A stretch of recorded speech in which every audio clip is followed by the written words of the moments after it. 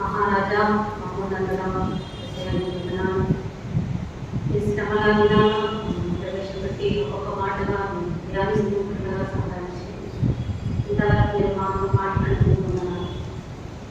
స్థానంలో 5వ మాట ద్వారా మమ్మల్ని మాట్లాడడం ప్రభావాన్ని సమర్పించుకుని వచ్చిన వాళ్ళందరూ కూడా దీవించుకుని యేసుక్రీస్తునామమున ప్రార్థించి వేడుకొంచున్నాము. ఆమేన్.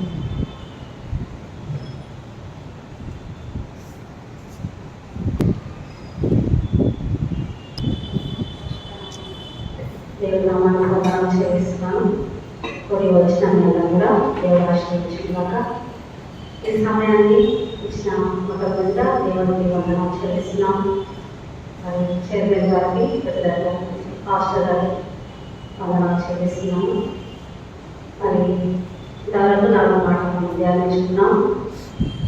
5వ మాట ద్వారా మనకు దేవుడు మాట్లాడాలి.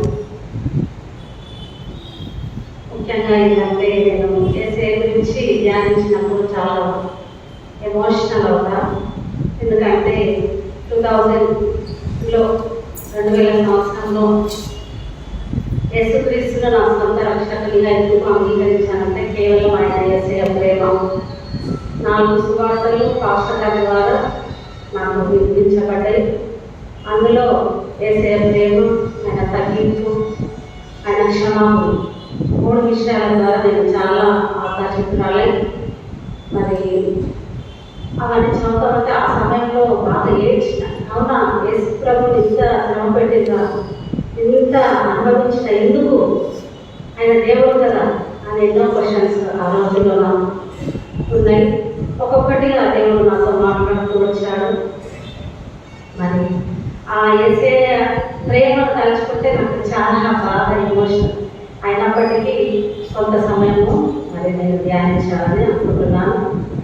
5వ మాట, సిలువలో పలికిన 7 మాటల్లో 3 మాటలు ఇతరుల గురించి మాట్లాడుతున్నాను. 3 మాటలు. ప్రభువా, మీరేమి చేయించినారో మీరు ఎదురుగా దీన్ని క్షమించు. నా దేవా, నా దేవా. 2వ మాట, నీవు నాతో కూడా వేరే పరదేశంలో ఉంది. 3వ మాట, అమ్మాయితో నీ కుమారుడితో నీ తల్లి. అంటే ఈ 3 మాటలు ఇతరుల గురించి యేసయ్య మాట్లాడు. మిగతా 4 మాటలు తన గురించి మాట్లాడుతున్నాను. నా దేవా, నా దేవా, నన్ను ఎలా చేయించి నేను తప్పిగా వచ్చినాను, సమాప్తమైనది, మరి నా ఆత్మను నీకు అప్పగించుకున్నాను అని ఈ 4 మాటలు తన గురించి మాట్లాడుతున్నాడు. 3 మాటలు తల్లి గురించి, 1 మాట దొంగ కొరకు మరి ఆయనకు ఆశ్రయం ఇచ్చినట్టుగా, మరి 3వ మాట తల్లి గురించి క్షమ. అంటే మొదటి మాట మనలో అంటే ఈ లోకంలో ఉన్న ప్రతి ఒక్కరి గురించి ఆయన క్షమిస్తూ ఉన్నాడు, ప్రార్థన చేస్తున్నాడు. అంటే అందరి కొరకు మరి ఆయన సిలువలో మొట్టమొదటిగా మాట్లాడినటువంటి ఆ మాట. 2వ మాట మరి దొంగ గురించి మాట్లాడుతున్నాడు. ఆయన నమ్ముకున్నాడు కాబట్టి వెంటనే పశ్చాత్తాపం చెందాడు కాబట్టి వెంటనే ఆయనకు బాధ మనసు వచ్చింది కాబట్టి పరదేశంలో ఉంటామని చెప్పాడు. 3వ మాట తల్లి గురించి, అంటే అంత వేదంలో ఉంటూ కూడా తల్లి గురించి ఒక బాధ్యతగా మాట్లాడాడు. 4వ మాట మరి ఎడబాటు, తండ్రి తనను ఎడబాసినట్టుగా మాట్లాడుతుంది. ఇప్పుడు 5వ మాట, యేసయ్య మరి ప్రపంచాన్ని సృష్టించిండు, ఎర్ర సముద్రాన్ని పాత నిబంధనలో 2 పాయలుగా చేసినటువంటి దేవుడు ఆరిన నేలలో మరి సముద్రాన్ని 2 పాయలుగా చేసి ఇశ్రాయేలు ప్రజలు ఆరిన నేల మధ్యలో నడిచినట్లుగా మనం గమనించవచ్చు. అరణ్యంలో అక్కడ మోషే భక్తుడు అక్కడ వాటర్ కొరకు ఎంతో మరి అక్కడ ఉన్నటువంటి ఇశ్రాయేలు ప్రజలు మాకు నీళ్ళు లేవే, ఆహారం లేదే అన్నప్పుడు ఆహారం ఇచ్చిన, వాటర్ లేదే అన్నప్పుడు మరి మోషే బండతో మాట్లాడిన ఒక చోట బండను కొట్టు అన్నట్టుగా 2వ చోట మనం గమనించవచ్చు. అలాంటి నీరును అనేక లక్షల మందికి ఇచ్చి దాహం తీర్చినటువంటి దేవుడు మరి ఆయన దాహం నేను తప్పికొనుచున్నాను అని అంటున్నాడు సిలువలో. అంటే ఆయన సంపూర్ణ మానవుడుగా మనం చూస్తున్నాం. ఒక లేఖనాన్ని మనం గ్రహించినట్లయితే గబ్రియలు రాసిన పత్రికలో అక్కడ చాలా చక్కగా రాయబడ్డది. గబ్రియలు రాసిన పత్రికలో 2వ అధ్యాయంలో చూసినట్లయితే ఆయన అబ్రహాము సంతానంలో నుంచి వచ్చింది.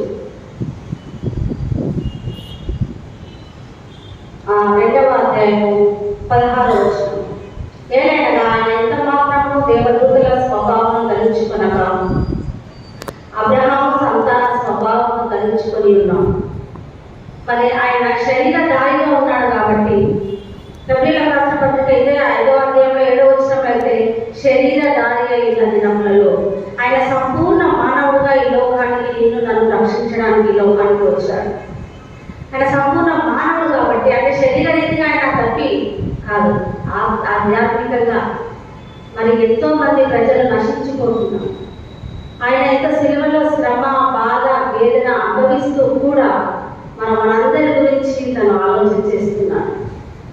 రక్షింపబడని అనేక ప్రజలు ఉంటున్నారు, వాళ్ళందరి కొరకు మరి రక్షణ పొందాలి అని మరి చాలా వేదనతో అక్కడ ఆధ్యాత్మికంగా దాహాన్ని మరి చాలా అక్కడ మాట పలుకుతూ ఉన్నాడు.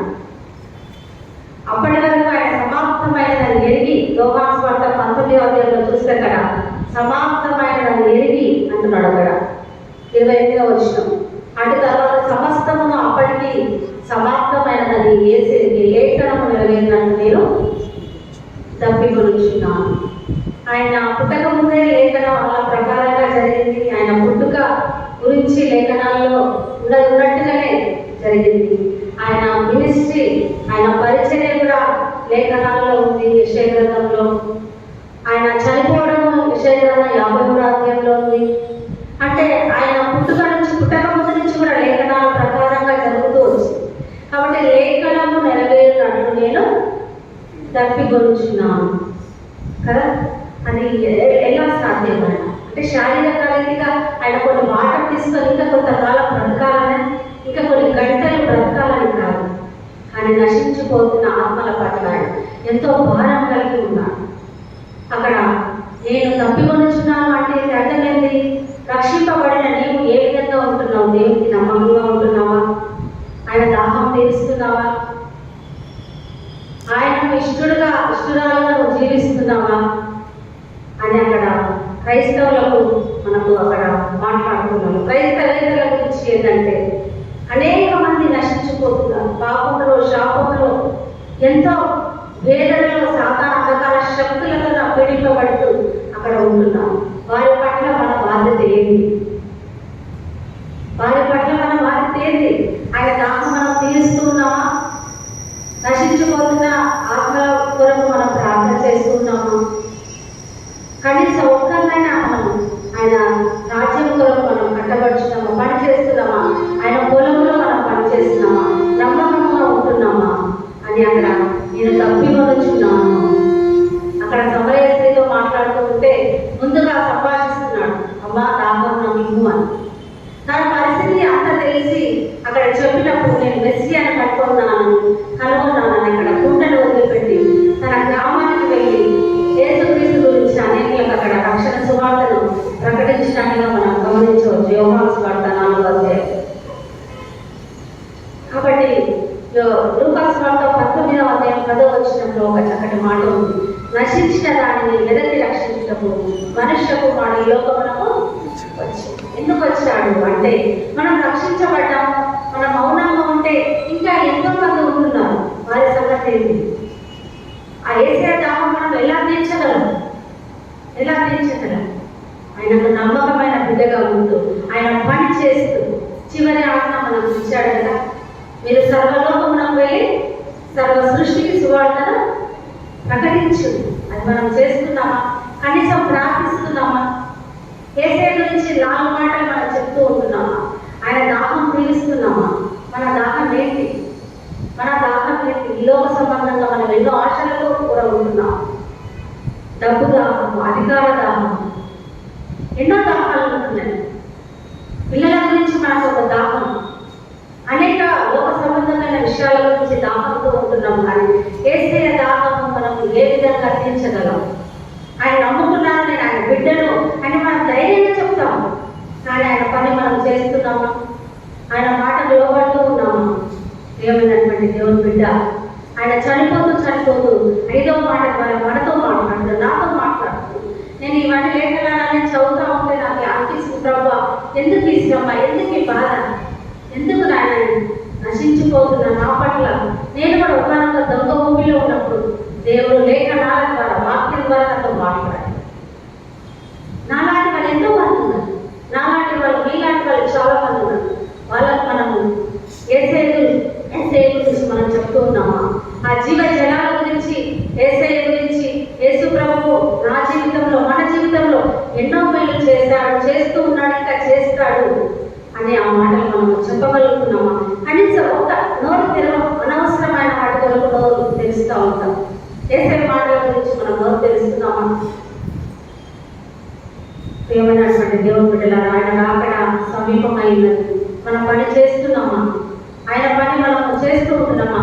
ఆయన దాహాన్ని ఏ విధంగా తీర్చగలం? దప్పికొచ్చిన అంటే కొన్ని వాటిపైన కొన్ని గంటలు బ్రతకాలనే ఆశ కాదని, లేఖనము నెరవేరాలి ఒకటి, నశించిపోతున్న ఆత్మలు రక్షణలోకి రావాలని ఆయన ఆశతో ఉన్నాడు. ఆయన పని నమ్మకంగా చేశాడు. దేవుని పని, దేవుడు తన మీద ఉన్నటువంటి ఆ నమ్మకమైన పని నమ్మకంగా చేశాడు. మరి యేసుక్రీస్తు మనకిచ్చినటువంటి ఈ పని మనం చేస్తున్నామా? ఓన్లీ పాస్టర్లే చేయాలా? ఓన్లీ సభ్యులే చేయాలా? మనం ఉంటున్న వీధిలో పక్క వాళ్ళతో మనం మాట్లాడుతున్నామా? ఒకసారి మనం పరీక్షించుకుందాం. దప్పి అంటే ఏంటి? దాహపు వాటర్ కాదు. ఇక్కడ కూర్చొని ఆ బాటిలకు అయిపోయి వాటర్ కనీసం ఖాళీగా కూర్చొని వాటర్ తాగుతాం మనం. ఆయన సిలువలో అంతకన్నా ముందు ఎంతో వేదన, బాధ, దుఃఖము, యెరూషలేము వీధిలో అంత చుట్టూ తిరుగుతూ ఆయనను 39 కొరడాలతో కొట్టి అక్కడ మొట్టమొదటిగా కయప దగ్గరికి, తర్వాత పిలాతు దగ్గరికి, శాస్త్ర దగ్గరికి, మరి అధికారుల దగ్గరకు, అధికారులు అందరి దగ్గరికి వెళ్ళి, మరి ప్రధాన యాజకుల దగ్గరికి వెళ్ళి, మళ్ళీ పిలాతు దగ్గరికి వెళ్ళి, మళ్ళీ హేరోదు దగ్గరికి, మళ్ళీ పిలాతు దగ్గరికి వచ్చి అటు ఇటు తిప్పి ఆయన ఎంతో శ్రమ, అలసిపోయాడు, బాధ అనుభవించాడు, వేదన అనుభవించాడు. అయినప్పటికీ ఆయన నశించిపోతున్న ఆత్మల పట్ల దేవుడు లోకమును ఎంతో ప్రేమించి కాగా ఆయన తన అద్వితీయ కుమారునిగా పుట్టిన వారి విశ్వాసం ఉంచి ప్రతి వాడిని నశింపక నిత్య జీవం పొందినట్టు ఆయన అనుగ్రహించి మరి నేను పొందుకున్నట్టే నేను చాలా సంతోషిస్తాను. యేసయ్య నా హృదయంలో ఉన్నాడని చాలా వ్యక్తిగతంగా మీకు చెప్పడం కాదు. నేను ఇంతకంటే ఎవరికైనా యేసుక్రీస్తు గురించి చెప్తే దాంతో పాటు నా సాక్ష్యం కూడా ఉంటుంది. నేను ఇంతకుముందు ఈ విధంగా ఉన్నాను, ఇప్పుడు ఈ విధంగా ఉన్నాను. మీరు కూడా యేసుక్రీస్తు విశ్వాసం ఉంటే మీకు కూడా అనేకమైన దీవెనల తర్వాత పరలోక రాజ్యం ఉంటుందని అనేక విషయాలు చెప్తా ఉంటాను. మరి యేసయ్య ఆ పని అప్పగలిగినటువంటి ఆ నమ్మకమైన పని మనం కూడా చేస్తూ వాళ్ళ నమ్మకమైన మంచి దాసురా అని మనం అనిపించుకుంటే మనకి ఎంత గొప్ప ధన్యులం, మనం ఎంత గొప్ప పని చేసినట్లుగా మనం ఆయన ఖాతాలో మనం ఉంటాం. కాబట్టి మన హృదయం నమ్మిన వాళ్ళు నమ్మకంగా ఉండాలి. యేసయ్య అదే చూస్తున్నాడు. 2 విషయాలు: నమ్మిన వాళ్ళు నమ్మకంగా ఉండాలి, ఆయనకు లోబడి తగ్గింపు, ప్రేమ, ఆప్యాయతతో ఉండాలి. నమ్మని వాళ్ళు రక్షణ పొందాలి. రక్షణ పొందాలంటే మనం పని చేయాలి. మన సువార్త చెప్పని కూడా నమ్మరు. కొంతమంది నమ్ముతారు, కొంతమంది చెప్పాలి. చెప్పినప్పుడే దేవుడు ఉపకారం చేస్తాడు. చెప్పి మళ్ళీ ఇంటికి వచ్చి మనం ప్రార్థన చేయాలి. వాళ్ళు చేసినప్పుడు దేవుడు గొప్ప మరి ఆ ప్రార్థనకు జవాబిస్తాడు. అందులో నేను మొట్టమొదటిదాన్ని. ఎందుకంటే పాస్టర్ గారు నా కొరకు 1 సంవత్సరం అంతా శంషాబాద్లో నా కొరకు ప్రార్థన చేసి అసలు నేను నమ్మనని చెప్పిన ఛాలెంజ్ చేసిన దేవుడు నన్ను ఎన్నుకున్నాడు. దేవా అక్కడ కూర్చొని కూడా దేవా నేను ఏ పాటి కాదని తండ్రి, నన్ను ఎన్నుకున్నావు తండ్రి, నీకు వందనాలు యేసయ్యా. ఇంకా నేను నా 1% కూడా మంచిలేదు అయినా నువ్వు ఎన్నుకున్నావా. ఎక్కడ కూర్చొని కూడా ఆయన ప్రేమను కలుస్తూ తన కోసుకుంటూ ఎంతో కృతజ్ఞతగా ఇంకా ఈ స్వరూపం నా ఎంత ఏర్పడాలి తండ్రి, ఈ మనస్సు నాకు రాని ప్రభావ, తగ్గింపు రాని, ప్రేమ ప్రతిరోజు నా ప్రార్థన ఇదే. ఎవరు పర్ఫెక్ట్ కాదండి, ఎవరు కాదు, మనం ట్రై చేయాలి.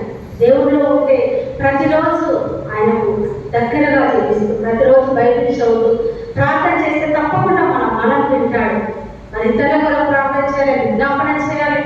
గొప్ప దేవుడు నీ కొరకు నా కొరకు మరణం పొందినంతగా, ఆ శిలువ మరణం పొందినంతగా ఆయన తను తాను తగ్గించుకున్నాడు. ఇదేదో చూపించి మనం చేస్తామండి.